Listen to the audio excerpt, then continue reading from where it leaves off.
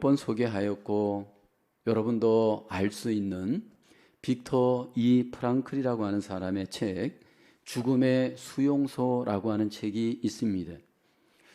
빅터 이 프랑클의 이 죽음의 수용소라고 하는 책은 빅터 이 프랑클의 생애의 경험을 바탕으로 쓰여졌습니다. 그는 죽음의 수용소에서 그 고난을 잘 이기고 마침내 자유를 찾았습니다. 빅터 이 프랑클은 오스트리아 출신 유대인이었는데 세계 제2차 대전 당시에 폴란드의 아우슈비츠 감옥에 갇히게 됩니다. 그 감옥에서 부모를 잃어버리고 아내도 잃고 2명의 자녀도 잃게 되고 사랑했던 친구들도 잃어버립니다. 그런데 빅터 이 프랑클은 그 감옥에서 살아남습니다.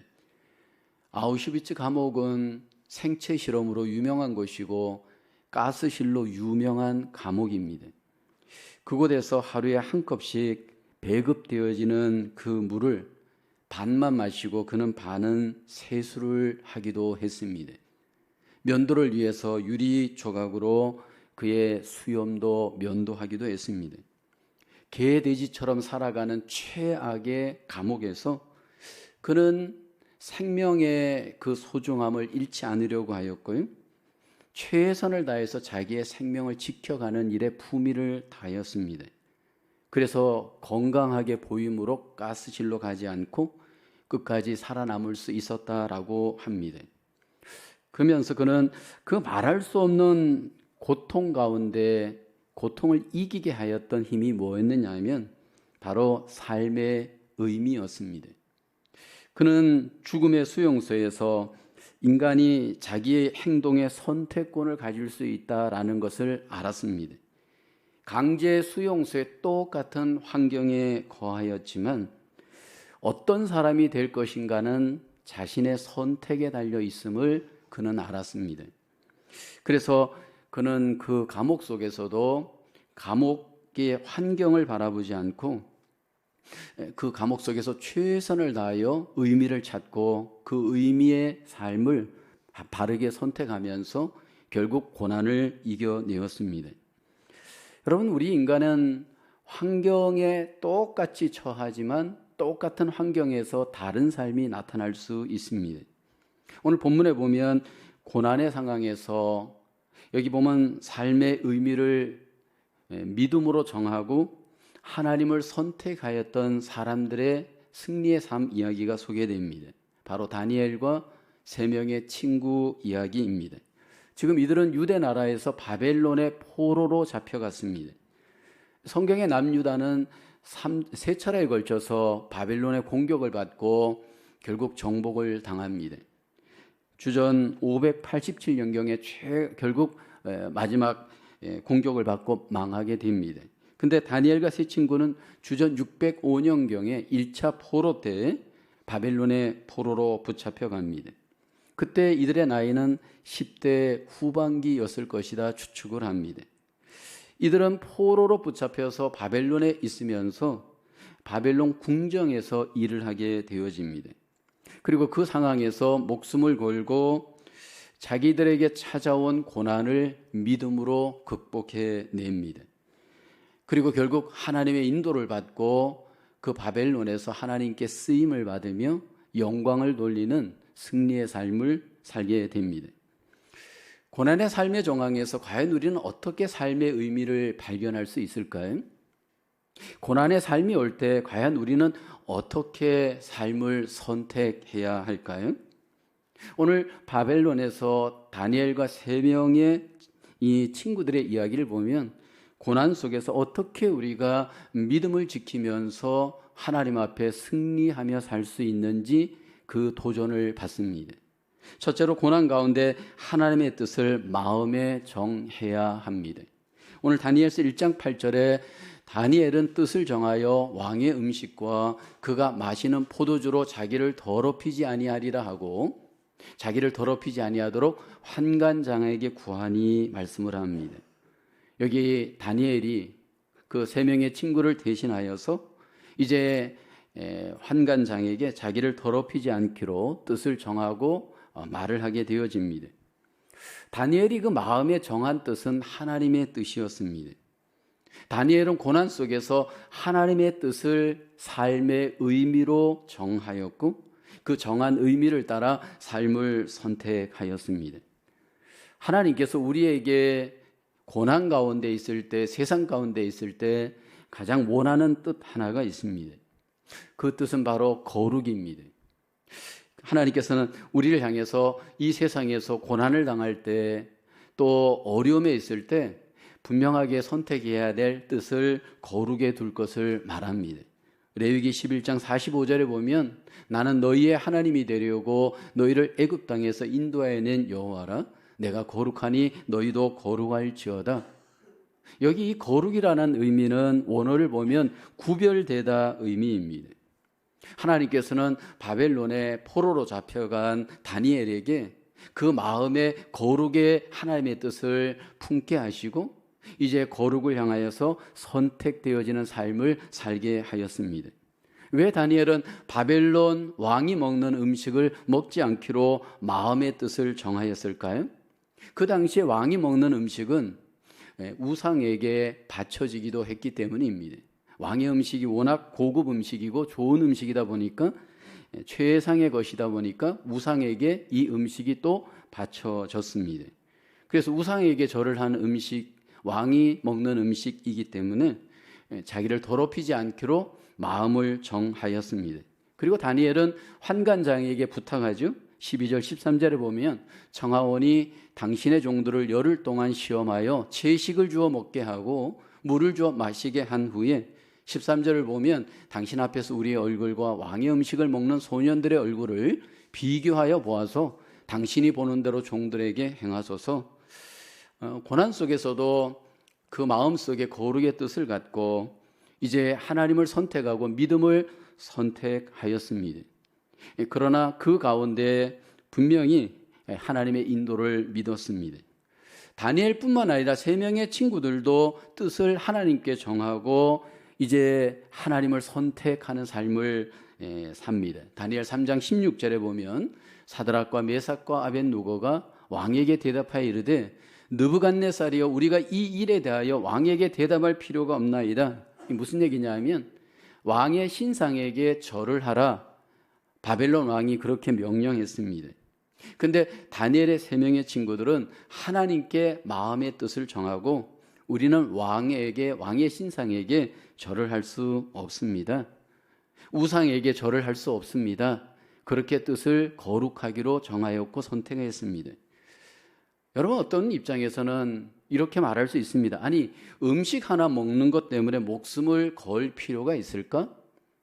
뭐 신상에 절을 한번 하는 것 때문에 그 귀한 목숨을 걸 필요가 있을까?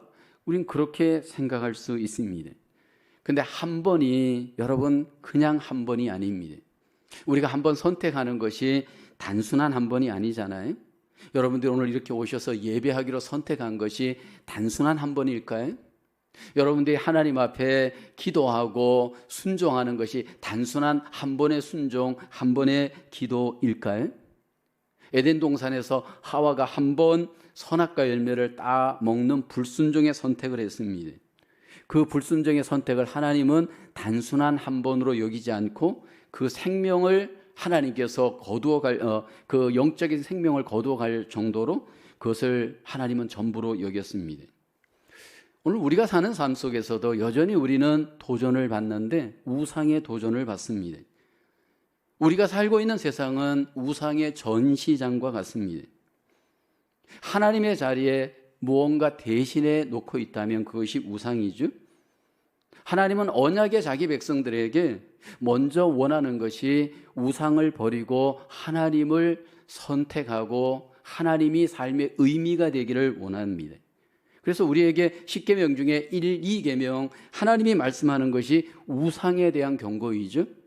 출애굽기 20장 3절 4절 여러분이 잘 아는 10계명 중에 1, 2계명입니다. 한번 고백해 볼까요? 시작. 너는 나 외에는 다른 신들을 내게 두지 말라. 너를 위하여 새긴 우상을 만들지 말고 또 위로 하늘에 있는 것이나 아래로 땅에 있는 것이나 땅 아래 물속에 있는 것에 어떤 형상도 만들지 말며 말씀을 합니다.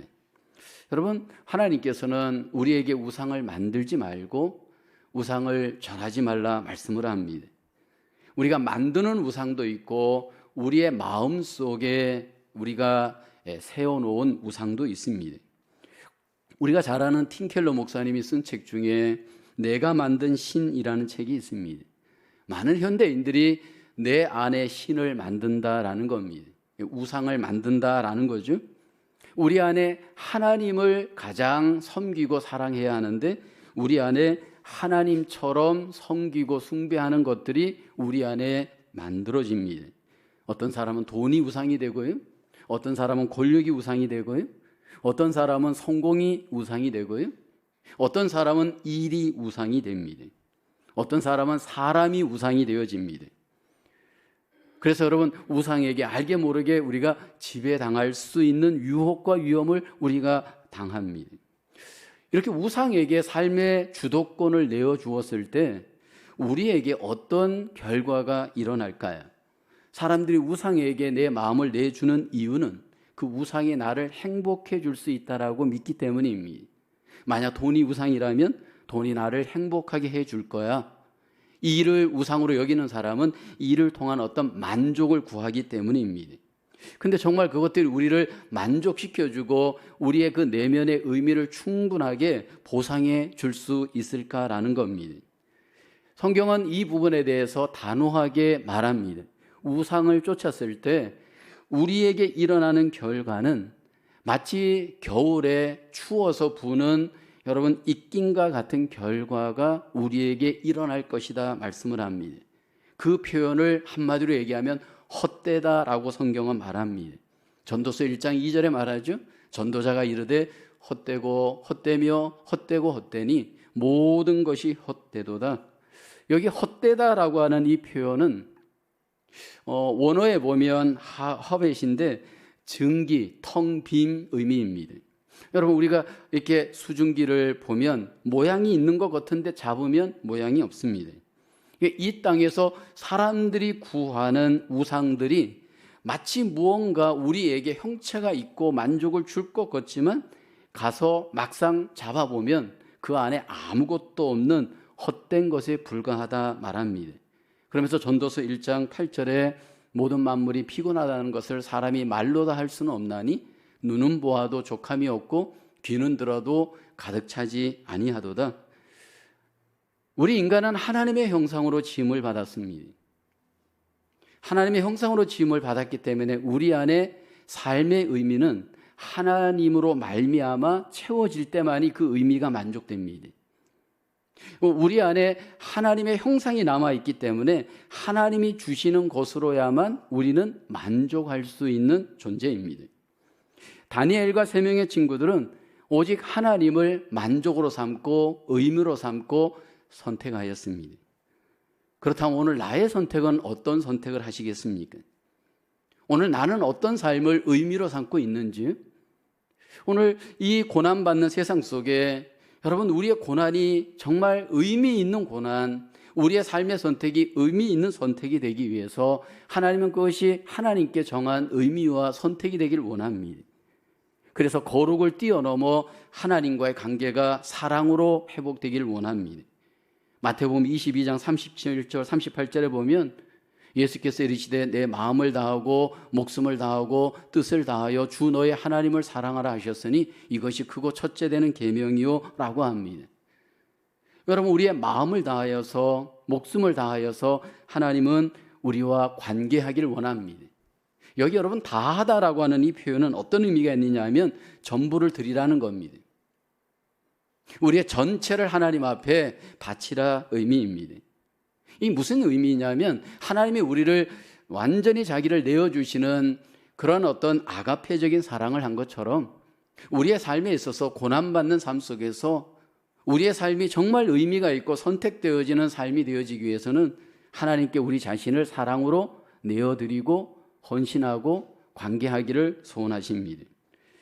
고난의 세상에서 우리의 삶 속에 하나님으로 말미암는 의미가 우리 안에 회복되어진다면 여러분, 우리는 하나님을 선택할 수밖에 없는 삶을 살 겁니다.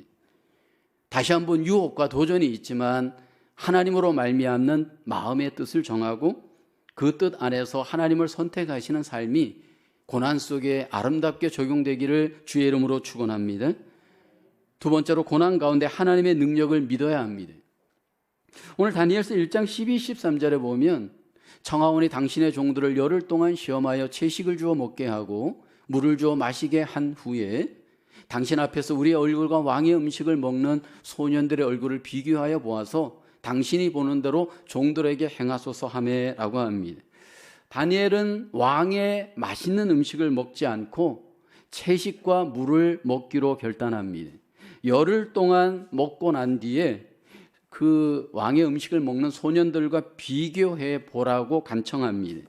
왜냐하면 채식을 먹고 물을 먹음에도 불구하고 그 얼굴이 더 아름다워질 것을 믿었습니다. 왜냐하면 하나님께서 능력으로 자기들과 함께 줄 것을 알았기 때문입니다. 그래서 이렇게 해서 정말 실험을 해보았더니 다니엘서 1장 15절에 보면 놀라운 결과가 나타나죠. 열흘 후에 그들의 얼굴이 더욱 아름답고 살이 더욱 윤택하여 왕의 음식을 먹는 다른 소년들보다 더 좋아 보였다 말씀을 합니다. 우리가 믿는 하나님은 초월자로 계시지 않습니다.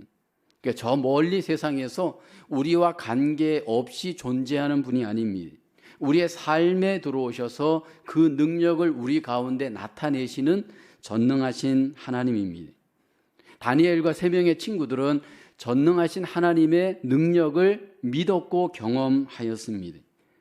여기 세 명의 친구들도 왕의 신상에게 절을 하지 않습니다. 만약 절을 안 하면 그들에게 풀무불이 기다리고 있었습니다. 그런데도 풀무불 가운데 하나님께서 능력으로 자기들을 구해 줄 것을 믿었습니다. 다니엘 3장 17절에 보면 왕이여 우리가 섬기는 하나님이 계시다면 우리를 맹렬히 타는 풀무불 가운데에서 능히 건져내시겠고 왕의 손에서도 건져내시리이다.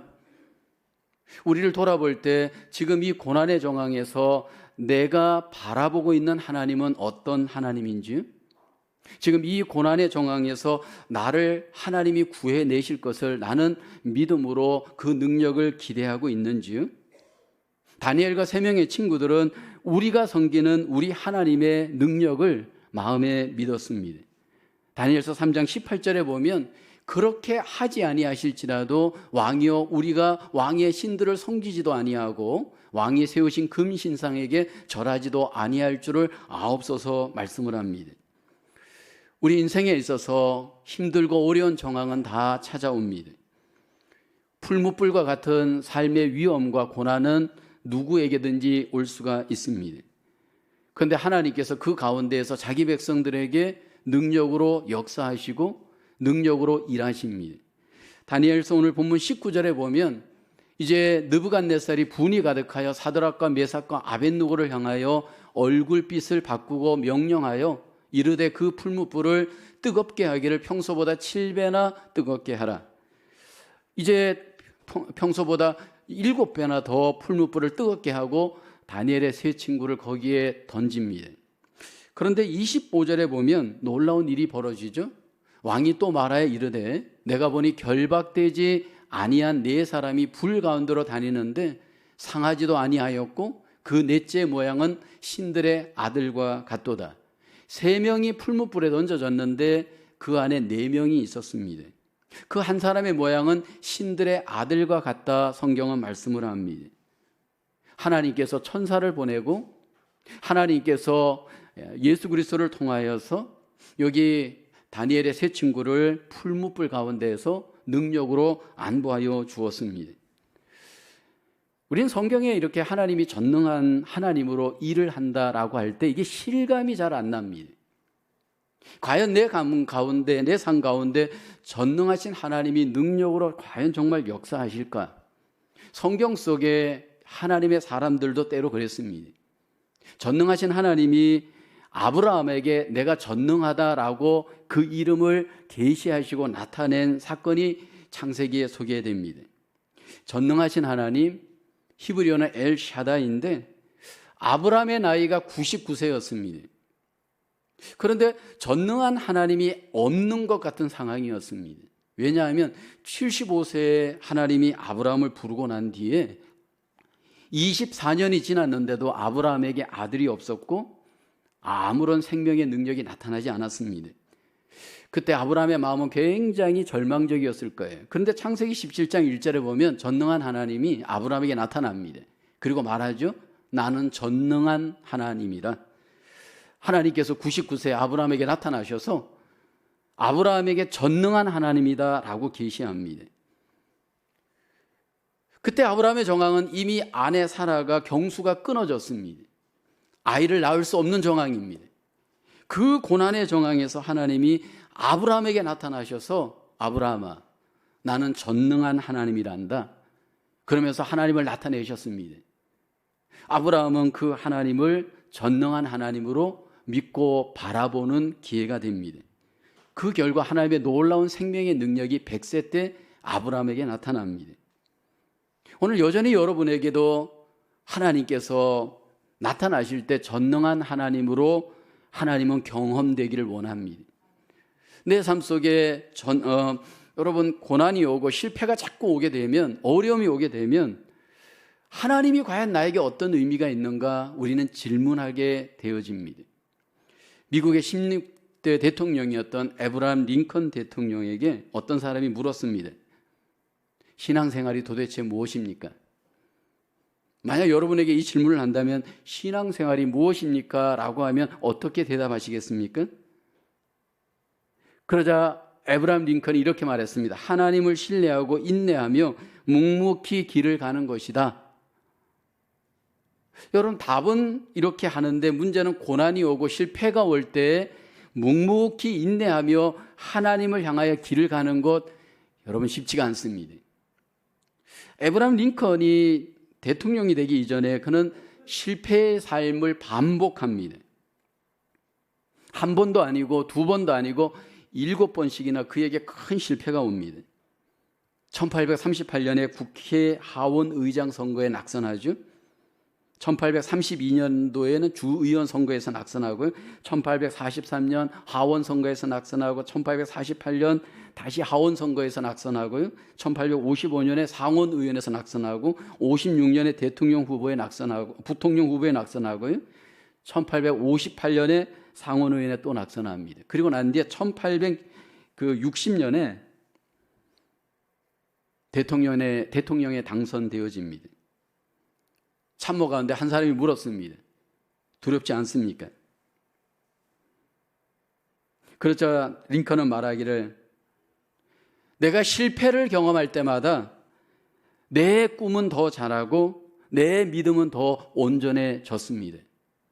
그러면서 전능한 하나님을 의지하면서 실패를 이기고 삶을 이겨내었습니다. 전능하신 하나님께서 사드락과 메삭과 아벳느고를 풀무불 가운데에서 건져내었다면 오늘 나의 삶도 풀무불 같은 환경의 고난에 놀라운 하나님의 능력으로 건져내심을 믿음으로 바라보기를 주의 이름으로 축원합니다. 고난이 없는 사람은 한 명도 없습니다. 우리의 삶을 들여다보면 더와 덜의 차이지 다 고난이 있습니다. 마치 풀무불에 던져지는 것과 같은 고난이 우리에게 찾아올 때 그 순간 전능한 하나님을 바라보면서 소심해지고 두려워하는 나를 다시 한번 하나님께 집중할 수 있기를 주님의 이름으로 축원합니다. 세 번째로 고난 가운데 하나님의 주권을 믿고 맡겨야 합니다. 다니엘서 3장 18절에 이렇게 고백하죠. 같이 한번 고백해 볼까요? 시작. 그렇게 하지 아니하실지라도 왕이여 우리가 왕의 신들을 섬기지도 아니하고 왕이 세우신 금신상에게 절하지도 아니할 줄을 아옵소서. 다니엘의 세 친구들은 모든 것을 이루시는 하나님의 주권을 인정할 뿐만 아니라 맡겼습니다. 여러분, 잘 될 때 맡기는 것은 쉽습니다. 그런데 삶이 잘 되지 않을 때 하나님의 주권을 인정하고 맡기는 것은 쉬운 일이 아닙니다. 잘 되든 잘 되지 않든 다니엘의 세 친구들은 하나님의 주권에 믿음으로 맡겼습니다. 하나님의 주권으로 자신들의 삶을 하나님이 어떻게 해 주시는지 안보해 주실 것을 그들은 믿고 맡겼습니다. 하나님의 백성들에게 고난이 찾아올 때 여러분 그 고난 속에서 고난의 의미를 어떻게 여러분들은 해석하시나요? 세상에서는 그리스도인들이 고난을 당하면 부정적 해석을 합니다.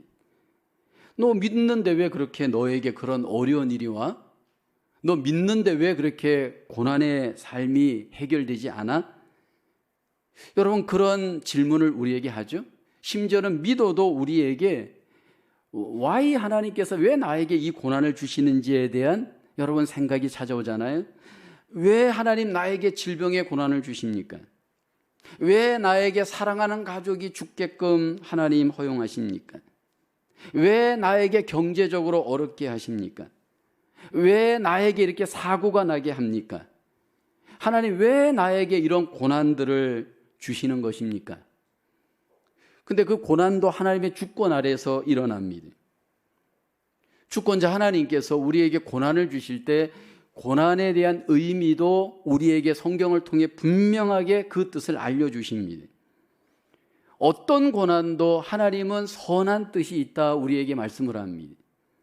예를 들어서 이스라엘 백성들이 바벨론의 포로가 되어서 풀무불에 던져지고 이런 유의 고난을 당하는 것도 우리가 보기에는 부정적으로 보이지만 하나님의 선한 뜻이 있습니다. 하나님의 가장 고난을 향하신 나를 향하신 뜻이 무엇일까요? 단련입니다.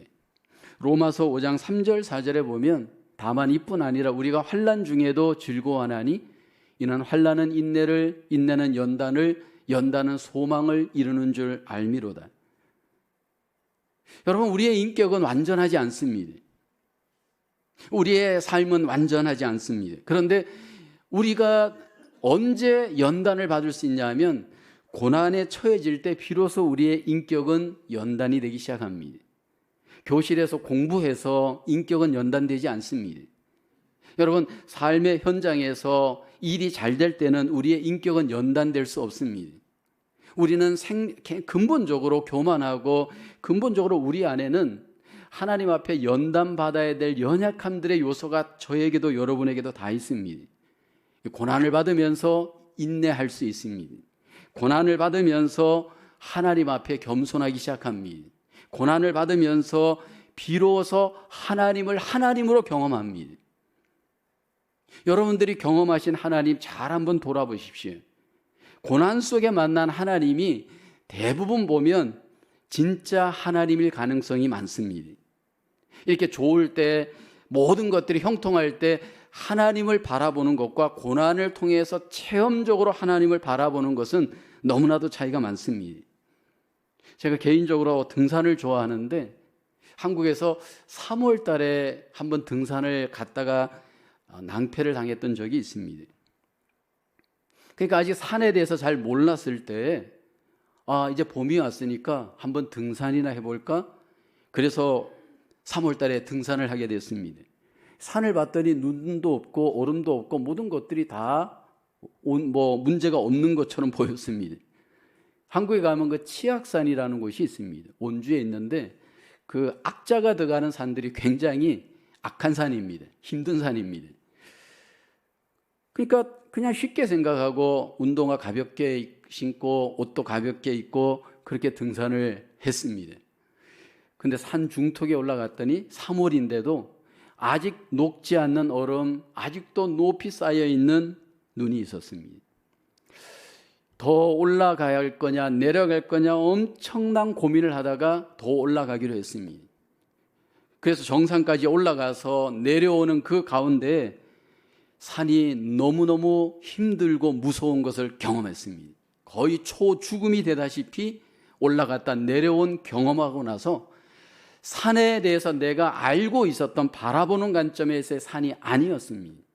그 안에 들어가 봤더니 이건 완전히 목숨을 걸 정도로 어떤 경우는 위험이 있었고 고통이 있었고 어려움이 있었습니다. 그러면서 산이 이런 것이구나라는 것을 체험하면서 그 뒤에는 등산을 할 때 절대로 가볍게 여기지 않게 되었습니다. 하나님도 내가 그냥 산처럼 바라보는 입장과 산을 등산하는 그 입장과 같이 하나님을 체험하는 것은 너무 차이가 많습니다. 고난을 체험하게 되어지면 그 고난 속에서 하나님의 하나님 되심을 경험합니다.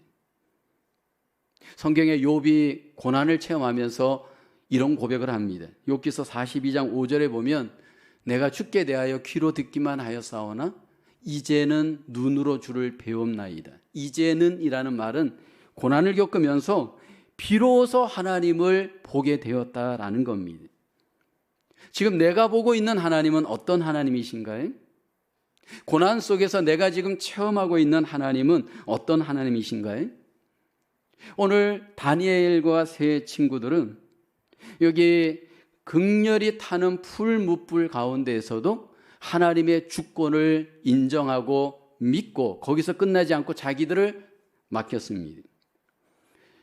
여러분, 이 왕의 신상에게 절을 할 거냐 말 거냐, 이 문제는 기도의 문제가 아니에요. 여러분, 기도의 문제가 있고 우리의 순종의 문제가 있습니다. 이 문제를 갖고 하나님 이거 어떻게 해야 됩니까? 라고 기도했다면 하나님이 뭐라고 얘기할까요? 이것은 여러분 고난 중에 그냥 자기를 맡기는 문제예요. 그러니까 우리가 하나님 앞에 제일 힘든 것이 뭐냐 하면 이게 하나님의 뜻입니까 아닙니까? 라고 기도해야 될 문제들이 많아요. 근데 사실 많은 경우에 보면 왜 그렇게 기도하느냐 하면 고난 때문에 피해가고 싶어서 기도하는 거예요. 근데 상당한 경우에는 하나님이 답을 안 줘요. 왜냐하면 이미 그 뜻이 그 안에 있어요. 너 그 고난 받아야 돼. 그게 하나님의 뜻이에요. 근데 그걸 피하고 싶어서 기도를 계속 하는 겁니다. 내 뜻을 구하기 위해. 하나님이 아무런 답을 안 줍니다. 다니엘의 세 친구들은 고난이 올 때 기도하지 않고 고난 속에 자기들을 던졌어요. 맡겼습니다. 왜요? 하나님의 주권을 믿었기 때문이에요. 우리가 생각하는 것보다 하나님은 더 깊고 넓고 풍성하십니다. 내가 보는 관점에 하나님은 비교할 수 없는 관점으로 놀라운 뜻을 갖고 우리의 삶을 인도합니다. 다니엘의 세 친구들은 그렇게 아니하실지라도 하나님께 자신들을 맡겼습니다. 심지어 불에 던져져서 죽는다 할지라도 하나님의 섭리와 주권을 믿었기 때문에 그냥 맡겼습니다. 비행기를 타고 하늘을 날아보신 경험들이 있으실 겁니다. 여러분, 높은 하늘에서 아래를 내려다보면 땅에서는 볼 수 없는 것들이 다 보입니다. 한눈에 다 보이잖아요. 근데 여러분, 하나님이 우리를 바라볼 때 그렇습니다. 더 높은 곳에서 더 멀리 더 모든 것들을 하나님은 다 바라보시면서 우리의 삶을 주관하시고 인도해 가십니다. 사실 이 다니엘과 세 명의 친구들이 그 어떤 끝에 이들이 잘 먹고 잘 입고 잘 사는 기대감을 갖고 하나님께 맡기고 한 건 아니에요. 근데 하나님께서 맡기고 났을 때 놀라운 결과가 일어나잖아요. 다니엘과 세 명의 친구들을 하나님이 어떻게 그들을 축복해 주시는지 성경은 말씀을 해요. 결국 바벨론 나라에서 이 세 명을 하나님이 높이 들어 사용하십니다. 다니엘은 총리가 되고 이 세 명도 그 궁중에서 하나님을 나타내도록 하나님이 축복을 해 주십니다. 오늘 우리가 고난 가운데에서 하나님과 함께 살기로 마음의 뜻을 정하고 하나님께 우리 자신들을 드릴 때 저는 거기에 분명한 하나님의 놀라운 결과가 우리에게도 나타난다 믿습니다. 내 삶의 의미와 내 삶의 선택이 어떤 고난이 있더라도 먼저 뜻을 하나님께 정할 수 있기를 축원합니다. 그리고 다시 한번 고난 가운데 하나님의 능력, 하나님께서 나를 살리시고 인도하시고 승리케 하실 그 능력을 내 마음에 다시 한번 믿을 수 있기를 축원합니다. 그리고 어떤 경우라도 하나님의 주권 가운데 하나님이 나를 선하게 인도하심을 믿고 거기에 나를 여러 번 맡기면서 하나님 앞에 살아가시는 저와 여러분 되기를 원합니다. 고난을 이기시고 세상 가운데 하나님이 높이 사용하시고 영광을 드러내시는 저와 여러분의 삶으로 다시 한번 이 세상을 이겨나가시기를 주님의 이름으로 축원합니다. 기도합니다. 하나님 감사합니다. 고난 가운데 있지만 그 고난 가운데서 하나님의 살아계심과 전능하심과 섭리와 주권을 나타내시니 감사합니다. 어떤 고난이 우리에게 있을지라도 하나님 그 고난 앞에 우리가 낙심하지 않게 하시고 원망하지 않게 하시고 절망하지 않게 하여 주시옵소서. 고난 가운데 생생하게 살아계신 하나님을 믿음으로 경험하게 도와주시고 삶 속에 그 능력을 경험할 수 있도록 하나님 우리를 긍휼히 여겨 주시옵소서. 몸된 교회 모든 주의 백성들의 고난을 주님이 아십니다. 하나님 그 고난 가운데 더 믿음이 연단되게 하시고 그로 인해서 하나님과의 관계가 더 풍성하게, 그로 인해서 하나님의 복을 더욱더 풍성히 경험하며 이 세상 가운데 승리하는 하나님의 성도들 되어질 수 있도록 하나님 은혜 베풀어 주시옵소서. 믿사옵고 예수님의 이름으로 기도하옵나이다. 아멘.